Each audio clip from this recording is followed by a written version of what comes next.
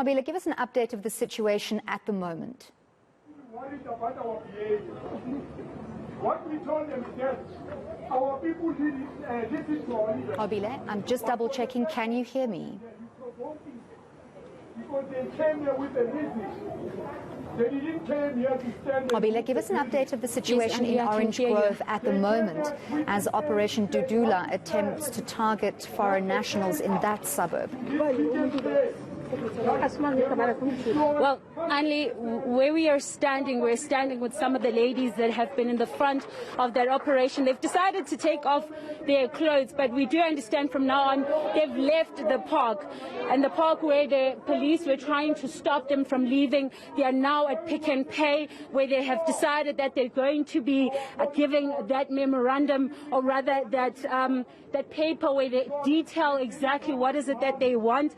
I want to bring in some of the ladies that are here to sort of give us an idea. What are you here, Mama, and why did you take off your clothes? I'm taking out my clothes because in South Africa, South Africans, we've been treated like shit in our country because our government doesn't I don't know what is out here. Look at me, abantwana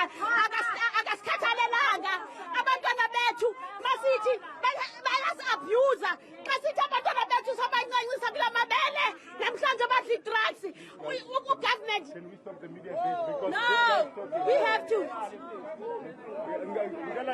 Well, Anli, those are some of the complaints that the ladies are speaking to us about. They're saying that they're unhappy with what's happening, and part of them taking off their clothes is because they feel that their children have not been taken care of. They're saying they're not getting work in the area, and as a result, they've decided to basically show this as a sense of solidarity. And also at the same time, there's police just across, so they are saying that this is their stance in front of the police. Mama, ake ngibuze nje njengoba senila kuzonisiza ngani ukuthi nibe nje? Kuzosiza because okwasikhala akho umuntu osivayo ngaphandle.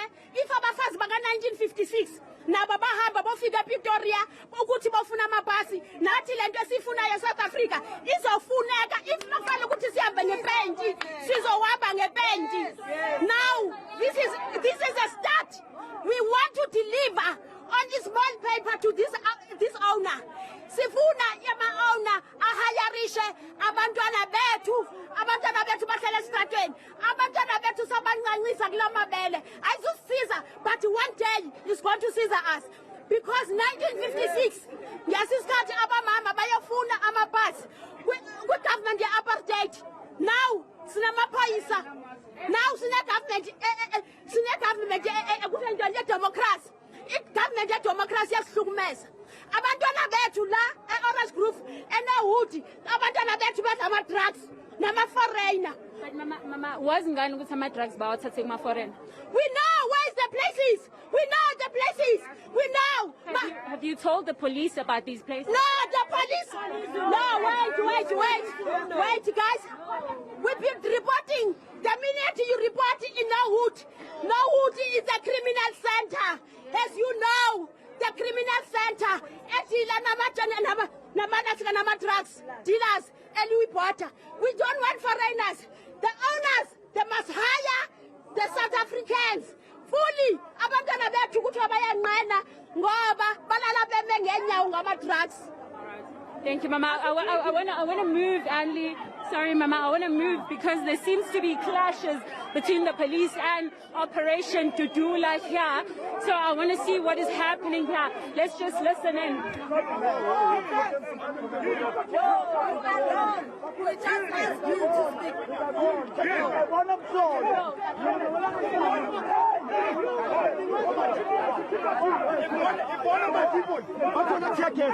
also have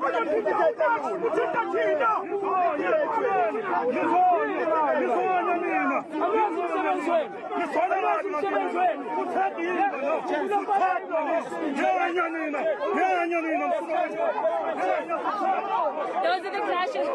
Let's try and get an understanding. Then what's happening? Why is everyone so angry?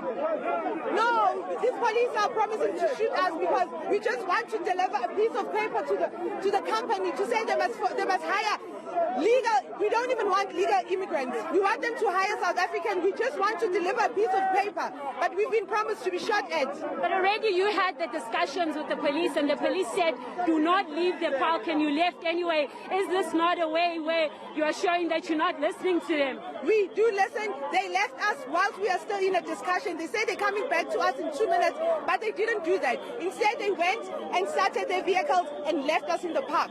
But we are peaceful. We are still saying that our marches are peaceful. We are going to go inside and hand over these documents to the manager of the shop, and we leave. But is the manager there? We saw the shop is closed at this moment. Nobody has came to address you.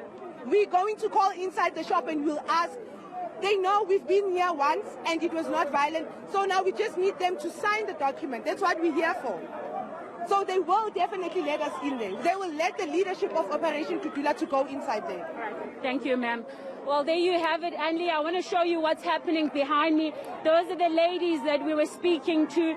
This is their reaction to the police. As you can see, there is some clashes between the police and some of the Operation Dudula people. We understand that they're feeling very angry at this point.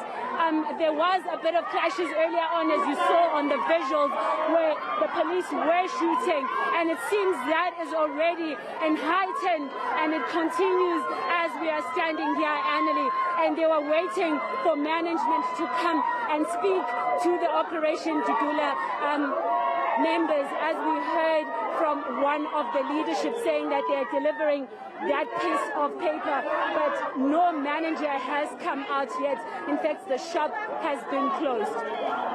Nqobile, police exercising a fair measure of restraint there, faced with members of Operation Dudula. We understand clashes have been taking place over the past 2 days. As you say, the shop is closed, and we're yet to see whether any of the management of that operation come out to meet with the Operation Dudula delegation. Give us a sense that, and we must apologize to our viewers for any profanity used during interviews with members of the public. Give us a sense there of what one of those ladies was saying their main grievances are in the area of Norwood, especially around elements of criminality that they feel is directly linked to foreign nationals. Well, Annie, they were saying to us that they feel that their children have been basically not looked upon, especially when it comes to employment.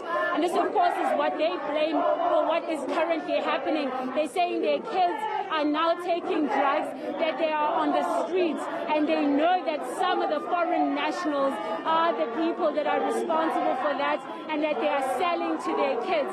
They're saying that they've had enough, and of course this is their show of solidarity with Operation Dudula. But they're saying that they have reported the incidents, and of course those allegations of the fact that the police are in cahoots with some of these foreigners they claim are selling drugs in the area. That again coming up from the ladies saying that they don't even know how to express their anger. And of course what you're seeing now, Anlie, you're seeing some of the executive members trying to calm the situation down, and they're trying to get some normality. The police, of course, have stand in front of the shop to ensure that nothing happens to the shop, and the executive is now having some conversations with the police to try and explain what they're here again to do. We do know that the police have said from the beginning in their conversations that we were listening into is that they wouldn't advise that the Operation Dudula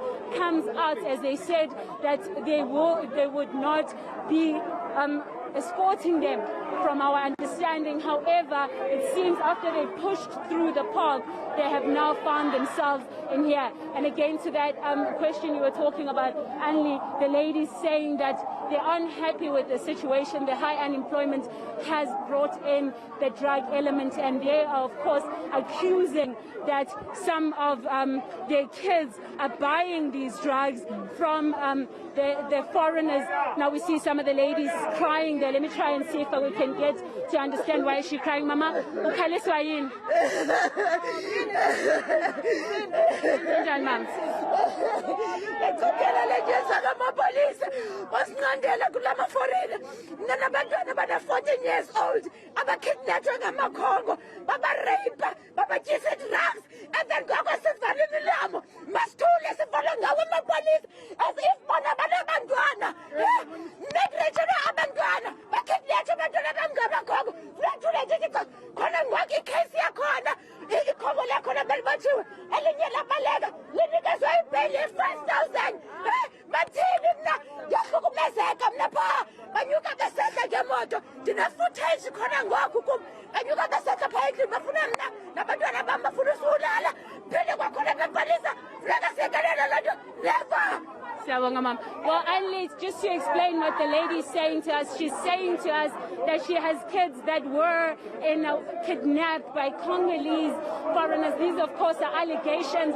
She's saying that she feels that the police are protecting the foreign nationals, and this is the issue. She feels that they're being told to basically not speak out. She says even the case was not attended to. She says she has proof in her bag, which we understand that is in her phone. And she says those are visuals that explains what happens in the neighborhood. And she says she is scared for her life. And this, of course, because of the Congolese foreign nationals at this point. Nqobile, of course, there some of the people you're interviewing alluding to the possibility that foreign nationals are paying local police for protection. Let's just listen to the person you're speaking to now. Yeah, to be out. That's it. Yeah, Mama, utin mam. Niti, asili na mapoisa. We're not fighting. We're just here to bring a memorandum. That's all. But Mama, how is that going to help if you bring this memorandum here and no one from the shop has come out? We don't know because it's not closed now. It was never closed. And there are foreigners still inside. And our kids are suffering, not working from school. They're hiring foreigners. What for? No, it's wrong. I mean, our kids are on drugs. Our kids are past matric. Our kids are, I'm sorry for foreigners. We're illegal immigrants. The foreigners must leave us. This is for South Africa. We're not fighting. This is a peaceful march. We don't interfere with the police. The police, they are doing their job. We are not fighting with them. Thank you, Mama. Well, there you have it, Anli, that sentiments that the ladies here feel that their children are victim of that drug abuse, that drug element, they say, comes from foreign nationals. But of course, that peaceful march they speak about, we are now hearing, we are now seeing it's becoming more peaceful than it was. I mean, the fights that we saw much earlier is coming down. Now we can see some of the executives are now speaking to the Operation Dudula members. And of course, the police are standing there protecting the shop. Let's hear what they have to say. We can see they are speaking to them. What we are experiencing today, what we're seeing today and yesterday, it happens same as what happened in our previous regime. So, the manner how we are treated, it is as if we are not the belonging citizens of this country. You know, our rights are already violated. You know, I spoke to the police department, peacefully so, asking them a question to say, what is so wrong for people to demonstrate and picket and hold over a paper? Just a paper. Just a paper. Then the situation has to be like this. That means our law enforcement, they need education now.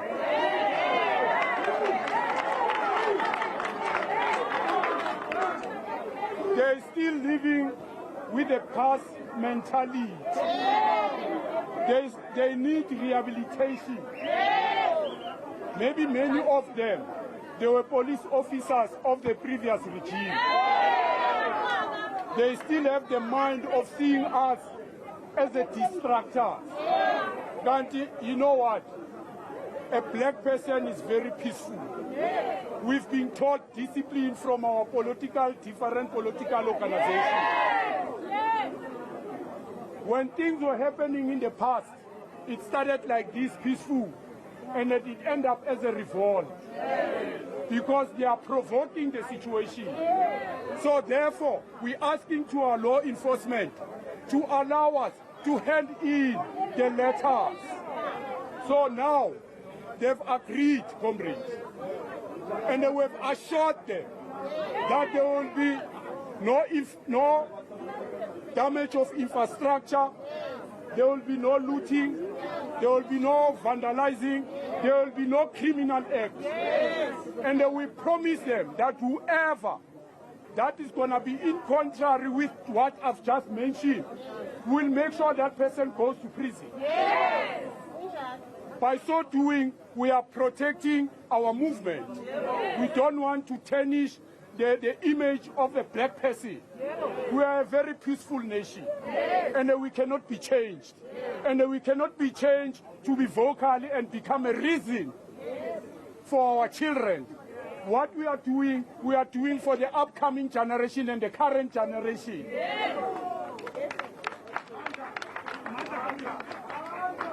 So I'm appealing to all the residents, the bona fide of this country, to behave and then listen to your leadership.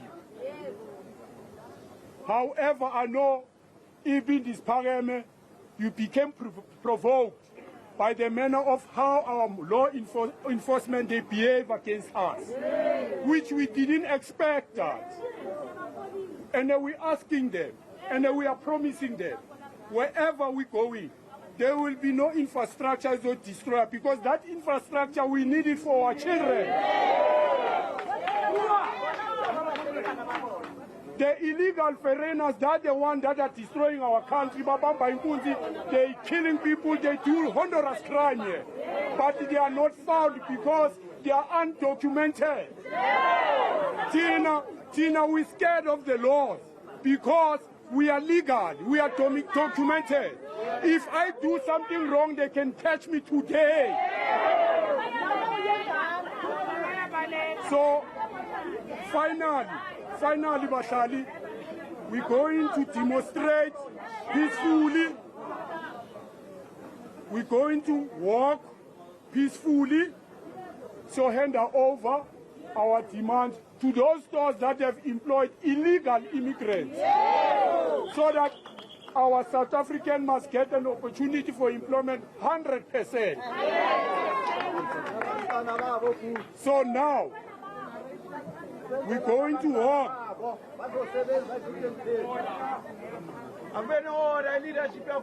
Another thing, last more thing, comrade. Can I ask you not to get involved with this people? They have listened. Well, only let's try and bring in Santalax. We're going to try and find him at this point to see what he says, because I mean it's been quite a heightened moment. Santa, if we can just take a moment to speak to you. Are you not scared what's happening here will affect the way people relate to each other and possibly heighten xenophobia? Let me tell you what happens. We arrive here at Pick and Pay. The only thing left to do is to hand over a piece of paper to the person here at Pick and Pay. No one is coming for anything else. People retreat, the public retreats and waits for that action to happen. I, as leadership, say I won't allow these doors of Pick and Pay to open without the presence of police. I go there where the Kenal has put together his people there talking to them, right? So I go humbly. Kenal kupabona hanya, can I please see you? He does that to me. Kenal, you don't know what I want from you. You can't display such emotion when as a key leader here, because there's no one above your rank here. You are the one talking, people are listening. Kenal, I'm saying, all that needs to happen is to hand over a piece of paper. Let us make sure that it happens peacefully. He says, no, go ahead and do it violently the way you want. An entire Kenal he thinks that his ranks can speak for him. Let me tell you what happens here on the ground. Your mouth speaks for you, but your actions speak louder for you. That colonel is not in a position of leadership at all. I'm telling you now, not in any position of leadership. He can do whatever he wants. My full names, he has them. I have his full names. We'll see where it gets to. We'll see where this ends up to. All the people want is to hand over a piece of paper. No communication, no talking, no nothing. I make sure that it happens in the presence of the police, and the same police are saying that we are encouraging you to do it violently. And I must say, it now makes all the police look bad when all these people actually have a better attitude towards what's happening. One rotten potato is making all our law enforcement look bad. And that's not something I'm going to allow. That's why I'm using the airtime to dismiss any allegation against any other member. But that colonel must be taken to task. He has no sense of leadership. He must go back to college. I'll make sure he goes back to college. But would you agree that the reason why they're responding to you this way is because you pushed out of the park when they were still trying to decide how... Right. Let's fix that. I didn't push out the car. The women that live in this community, when we were holding the people back, said that you guys don't understand how we live here. We are more than angry. So, in essence, they pushed forward. The entire crowd followed. I say to the colonel, now the situation is like this. What do we do? Because I have command over these people.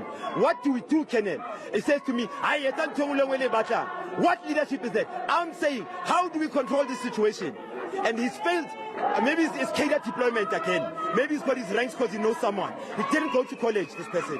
Let's come back to what you stand for and what you're here for. Yeah. We know that you're asking that more South Africans be employed, but there are foreign nationals that are already employed. Is that not xenophobic in any way? No, there's no xenophobic anything about that. Because that's not our views, that's not our opinion. That is the law of this country. The low-hanging fruits of any economy in South Africa belongs to South Africans. Any job that doesn't require skill belongs to South Africans. I was in Ethiopia about, 4 weeks ago now. Everyone that has anything to do with a low-end job, skill, is occupied by Ethiopians. You go around this continent, you go across the world, people employ their own people for low-skill jobs. They only want foreign skill or foreign labor when you don't have the skills in the country. That is what the government and the law is saying. It's not our opinion. We're here to enforce the law. The same way we enforce bylaws on the pavement. Then why aren't you speaking to these departments and bringing them in to speak to you? Help you. Those departments are drowning in corruption. This country needs honest people. The state of the nation is not as shiny as we all think it is. The state of the nation is in a horrible state. The state of the nation is how our grannies in Alexandra are living. These policemen that you see here, half of them are on drugs. Half of them have children that are on drugs. That's the state of the nation. The state of the nation is how our people in Seshego are being raped every day. How our people in Kuguletu, Mpumalanga, the young people of Mpumalanga are now taking charge to take things in their own hands because the state is failing us. The law enforcement is failing us because they're getting a command. They don't have a choice. What can they do? If I was in their position, I'd also take the command. It's my job. But then what is this going to do to assist and take care of those allegations you're speaking about? Listen. If there are allegations, all those national leaders from Pegitele must come to the ground and feel what their ordinary members are feeling on a daily basis. They mustn't articulate in suits and come in hats when the kitchen is heated up on a daily basis. Why are our people struggling? Operation Dudula has been operating for 2 years. 2 years now. June 16, we had thousands of people. Where were the politicians? People in government, where were they? Why can't Peggy say, I'm not a policeman today, I am a South African. Let me hear what the Caucus want. I'm marching with them. What's the problem? Or drugs, where? Here. So they can see that the small guns they give our police members, they are faced with Air Force every day. So these people are making leisure decisions because they can. But it's time, South Africans, the people will rise. And it starts like this. If you remember June 16, you remember where it started and where it ended. We'll finish it as the people. Thank you, Nhlanhla. Well, there you have it, Anli Nhlanhla speaking very passionately about that. A lot of allegations being made against the police, but of course, Operation Dudula seems to, from what we understand, won't be moving here until they get someone who will be coming to speak to them. But of course, the police are still on standby trying to protect the place that they are in, and the people continue to be singing and also just standing there. Let's just see some of the executives again still speaking to the people, trying to... Well, they're saying now that the foreign nationals must leave the country.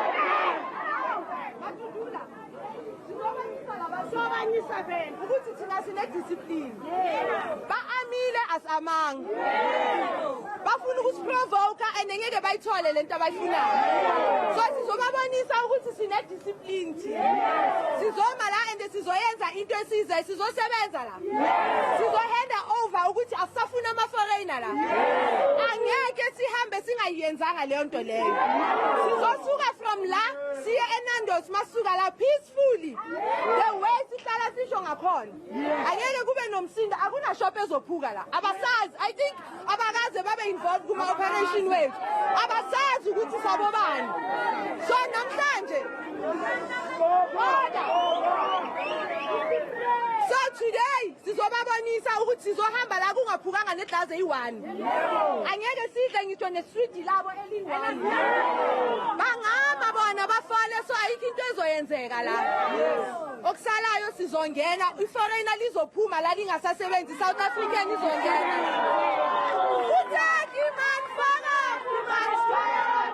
Well, Anli, there you go. Some of the executives just talking about the fact that they're not going to leave this place until some of the management comes to speak to them. We are hearing from the executives now that they are going to be going to Nando's from here. But in the meantime, they want to ensure that they do deliver that piece of paper. But in the meantime, you can see the police have formed a wall in front of the shop. They are not moving. And of course, the executives keep having conversations with the police. You'll see on my far right, they are still having some conversations, but the police are clear that they're not moving here. You can just see in the body language and in them standing still, those conversations still ongoing with the canal there. Let's just see what they're saying. Let's listen in. Work with us. Legally, we can say we want to assist you. Legally, we are saying that all these cases will be registered at the police station. You will end up being arrested. We don't want that. You understand? Work with the police. Call this manager. We will call him for the meeting with the provincial commission. All of them. You see, three. We will have a separate discussion with the provincial commission, with all the stakeholders. You understand? With your leadership, you sort out all these issues. But you work excluding the police. You ended up in trouble, being arrested, having court orders against us. We don't want that. Thank you. We move to another. Give me 2 minutes. Quick, man, I'm sorting this one out. Please, give me space. Give us a couple of minutes. We'll be back. Only the canal that had a bit of clashes with Lucky, they're also trying to speak to some of the leaders here, just saying that they need permission to do these things. And of course, they are saying that they want to ensure that there is nothing bad that happens here, that this happens peacefully. The police also trying to control the situation, as you can see, still formulating that wall, still ensuring that nothing happens to the shop. But we heard from some of the leaders saying that nothing will happen to the shop. The only thing they're saying will occur is that they will deliver that paper, and what they want to see is that South Africans are given jobs, and that the foreign nationals that have jobs in this area, in this shop in particular, they're saying that they want to ensure that they no longer have jobs and South Africans get those jobs. We have heard from some of the executives saying that they will not be leaving, that they want to have these conversations, and of course the police also trying to ensure that they control the situation. And also, just to jump in there, it sounded like the Colonel was giving some of the executive members of Operation Dudula the indication that they are trying to set up a meeting with the provincial, the local commanders, the right kind of people to address the situation formally, rather than through a march that, from my understanding, has not got the necessary permissions to take place in the first place. That was the colonel that Nhlanhla Lux was referring to earlier. Am I correct? Is there any way we could speak to him directly, or are the police not engaging with the media at this stage? Only at this point, we do understand from the police. They have spoken to us and told us that they cannot speak to us. We do understand that PC, which is the provincial commissioner, said that nobody should take the law into their hands, and that's the stance of the police. They feel that South Africans also need to stand in that line. The law should not be taken in anyone's hands. As a law enforcement, it's their duty to ensure peace on the streets, and that's exactly what they're doing. So the colonel is trying to diffuse the situation. In fact, from the beginning, when they were still in the park, before they even left the park, the colonel was making calls, trying to speak to national departments, also trying to speak to the leaders, telling them that they need to wait a bit so that he can also get the authorization from the right people. But that didn't happen, as you heard from Nhlanhla Lux saying that some of the ladies decided to push through. The ladies we spoke to earlier on, who felt that and alleged that foreign nationals are selling drugs to their kids, and that some of their kids have no future now, and as a result they want this to be sorted. And so they're starting with these shots one at a time, delivering the papers to say that South Africans need to get the job, because need to get jobs and not foreign nationals, because at this point they feel like that the foreign nationals are being prioritized. So that panel still trying to sort things out, but unfortunately he cannot speak to us. They did say to us the only way to speak to them is through their spokespeople or the provincial commissioner. I mean, it also sounded there from your discussion with Nhlanhla Lux that their fight has more to do with departmental national foreign policy, immigrants working policy permits, that has more to do on a national level than it would with the owners of the Pick n Pay outside which the operation is currently protesting. To add on to that, we did see earlier rubber bullets being fired. Yesterday, rubber bullets were used alongside water cannon to disperse this march. The current situation looking quite calm. Are police on the ready should tensions rise? It seems that because the shop is closed and there are no foreign nationals being engaged directly at this point, or owners of the store, there's unlikely that there should, that any conflict should develop. But if the situation intensifies, what do you foresee happening? Well, what we saw much earlier on is that as they were pushing through to get out of the park, there were a lot of conflicts between them and the police. In fact, there were some warning shots, and we are sure that some of the police here are very much armed. They're all armed, and so they do have enough to ensure that they can stop that situation, but they're trying to be as peaceful as possible. And they again did highlight that when they were speaking to the police, that what happened yesterday was very hurtful, saying that some of their members sustained injuries from there, and some of those members are here today, and they're also continuing what they stand for and what they want to occur, of course, to ensure that South Africans do get these jobs. But of course the police have been trying to resolve the situation as peaceful as possible. Hence the colonel keeps having conversations with some of his members, trying to sort the situation as amicable as possible. We saw also on the road as they were walking to this particular shop, we saw the police trying to ensure that there isn't any form of hurting anyone on the streets as they were walking. So they ensured that the cars were being stopped as well, to just try and get the Operation Dudula members to walk where they were walking. But of course, we kind of saw also, quite interestingly, that it seems like there's a lot of Operation Dudula members as opposed to the police. So it remains to be seen if there's enough police on the ground should the situation spiral out of control. But of course, at this point, we heard from some of the members and executives just saying that they're trying to ensure that they don't leave here without delivering the paper, but they will not be fighting with anyone and they will not be engaging with anyone. Madlala was trying to explain to us there that he was trying to work with the police to try also diffuse the situation, but it seems like the position for the police and the position for Operation Dudula is the same, as they say that they're trying to make sure that this is peaceful, even though it did not look peaceful as they were walking out or forcefully getting out of the Peterson Park that we saw there in Orange Grove. But it seems like it doesn't stop here. It will continue just as they wait for now for management to come and get that paper. They will be going onto the streets.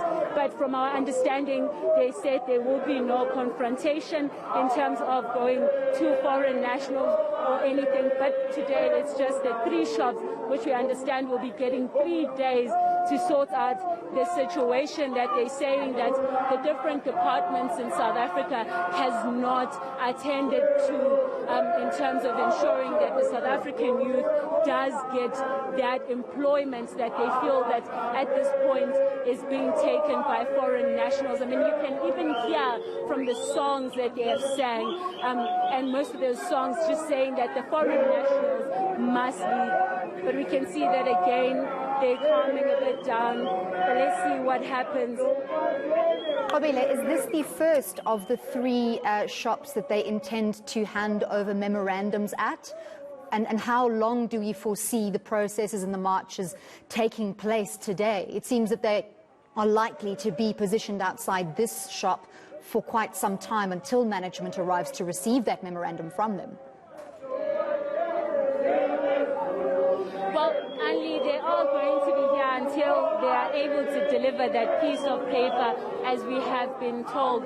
But it seems like the process will take quite long, Anli. This is because, of course, the management has not come out. In fact, inside the shops, there's still some of the people that are working there. Even they are standing in front of the glass door, trying to see what is happening, and behind the police, of course. So it seems like they are going to be here until they can see the officials coming, I mean, the Pick n Pay management coming to get that paper from them. And it seems this is obviously going to take quite some time, knowing that they are going to be walking for quite some distance from where we are to Nando's and to the 3rd shop that they have said that they are going to. Nqobile, yesterday we saw Operation Dudula in Hillbrow. Today they are activating in Orange Grove. Have they indicated whether this will be an ongoing campaign in various suburbs across Johannesburg alone? Are there wider attempts to make this a national campaign? What can we expect from Operation Dudula in the coming weeks?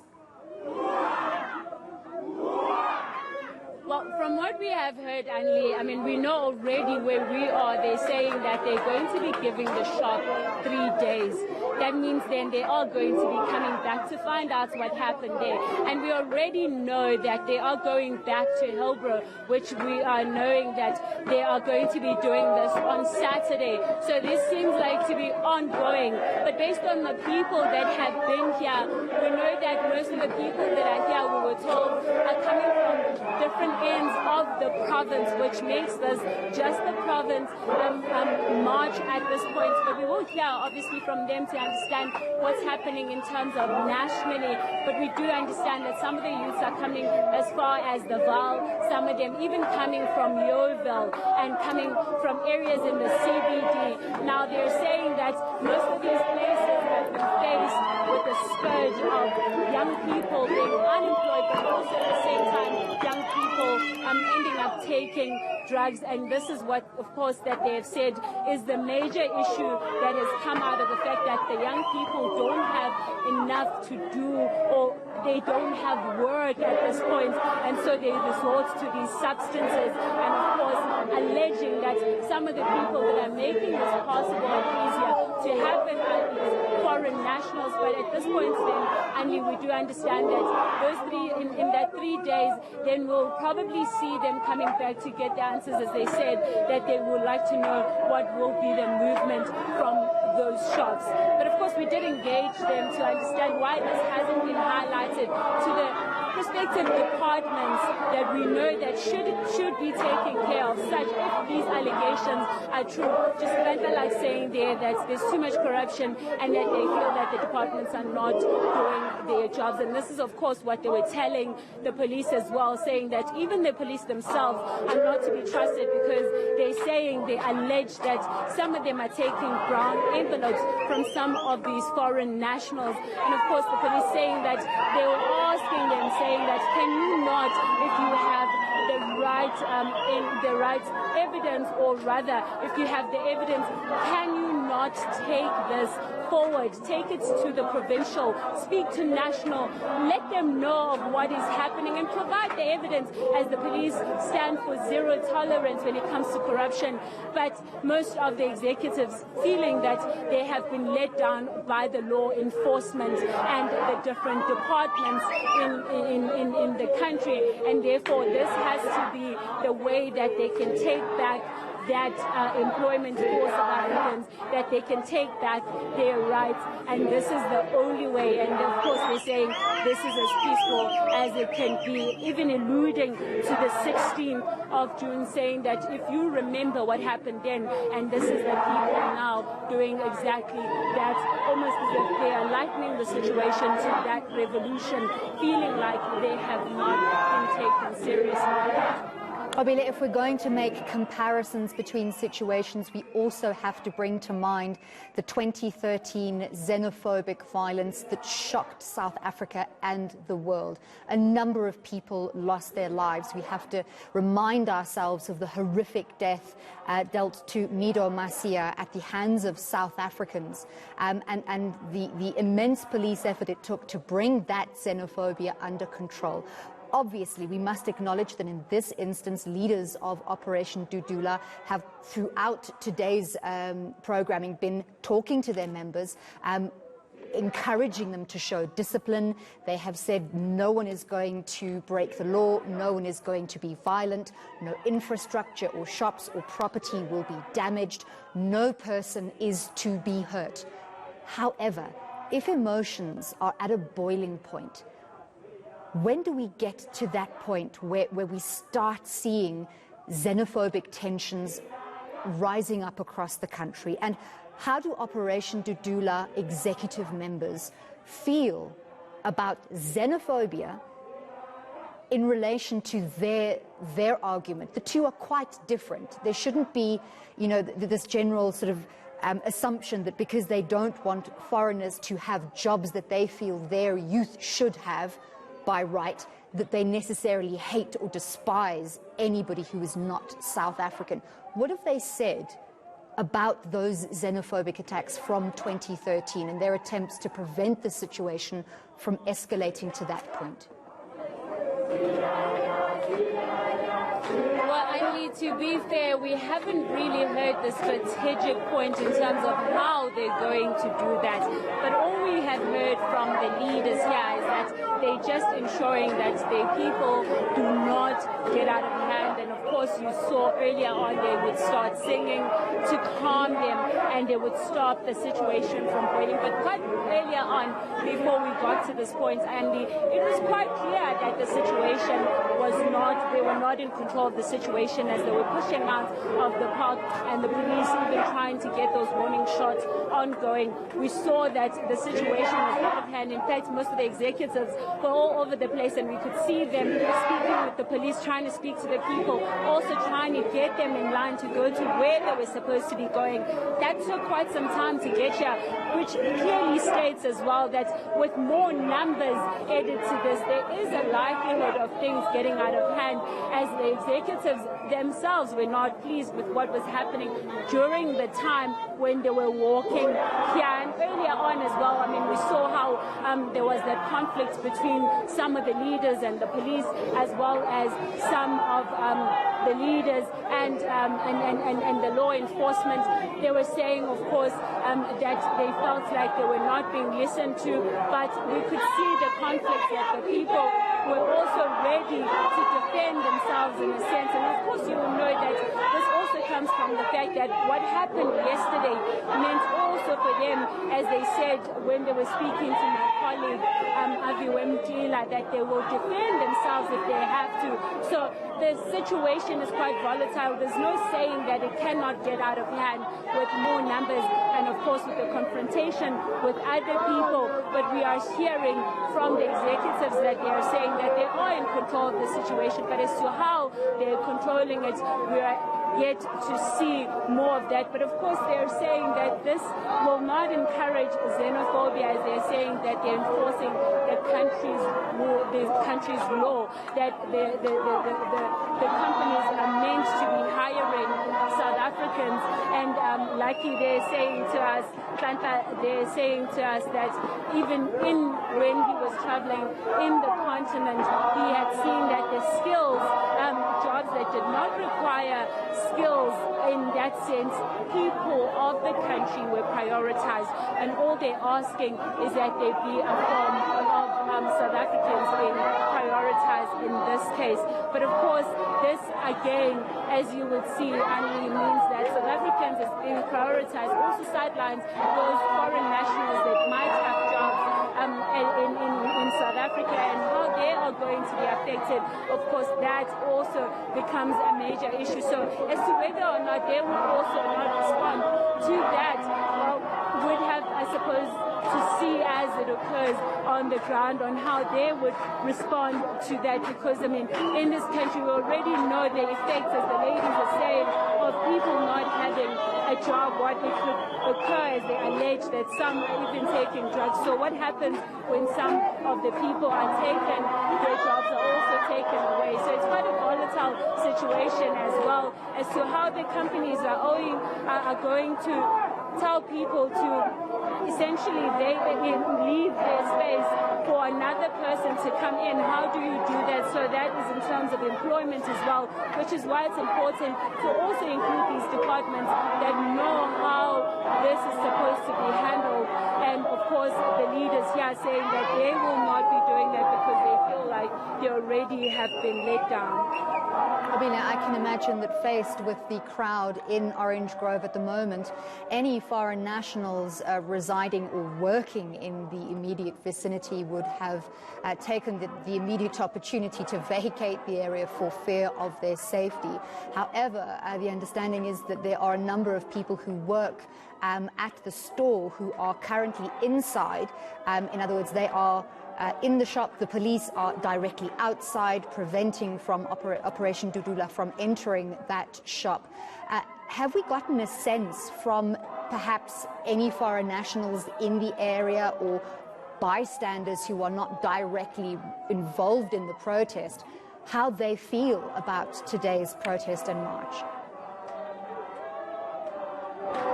At the moment, Ali, we have not seen any foreign nationals or engaged with any of them at this point. In fact, even the operation in itself has not been in engagement with some of the people in this neighborhood, besides having to walk here. But what you're seeing now, Ali, is some of the people inside Pick n Pay. These are some of the people that are stuck inside, and of course they're not working because the shop has been closed. And you can just imagine the frustration. Some of them even on phones, trying to phone, I suppose, some of the people that might be watching that are family who might be concerned. But you can just see there that the frustration in some of those workers, and of course just as scared as they might be. Some of them were even standing in front of the shop as we were coming in earlier. But we heard from the ladies that they decided to close the door as the operation comes in. And of course, if they felt safe safe with the Dudula operation, you would imagine that they would open their door, for the mere fact that they've decided to close their door. That in itself speaks volumes. But of course, the operation has not encountered anyone of foreign national on the way here. But we do know that they are saying that foreign nationals should not be prioritized in terms of their job offer.